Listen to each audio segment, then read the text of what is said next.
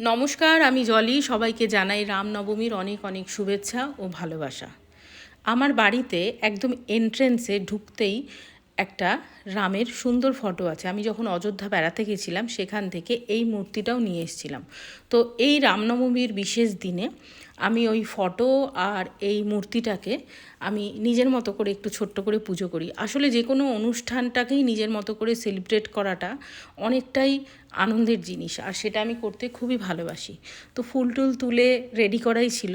তারপর মনে পড়লো গ্রীষ্মকালের প্রথম বেলি ফুল বাগানে ফুটেছে। তো গিয়ে কতগুলো বেলি ফুল ছিঁড়লাম। আসলে মনে মনে ঠিক করেছি যে বেলি ফুলটা আর এই ছোট্ট মিনি গোলাপগুলো দিয়ে ঠাকুরের জন্য, মানে শ্রীরামের জন্য একটা মালা বানাবো। তো ঠাকুর ঘরে এসে ওই ফুলটা দিয়ে একটা ছোট্ট করে মালা বানালাম, কেননা আমার মূর্তিটাও ছোট, তো ছোট মালা হলেই বেশ ভালো লাগবে দেখতে। ঠাকুর ঘরে ঢুকে আমি ধুনুচির মধ্যে একটু কর্পূর আর ধুনো দিয়ে রেডি করে রাখলাম। ধূপ ধুনোও দেবো আজকে, যেহেতু আজকে বিশেষ একটা দিন। মালাটা তৈরি হয়ে গেছে। আর এদিকে আমার যে রোজকারের যে নিত্য পুজো সেটা আমি প্রথমে করে নিলাম। তারপরে আমি শ্রীরামের পুজো এবং তার সাথে তার ভক্ত হনুমানজিকেও আমি সাথে রাখলাম। একটু লাড্ডু দিয়ে। আর নারায়ণের আসল জিনিস হলো তুলসী পাতা।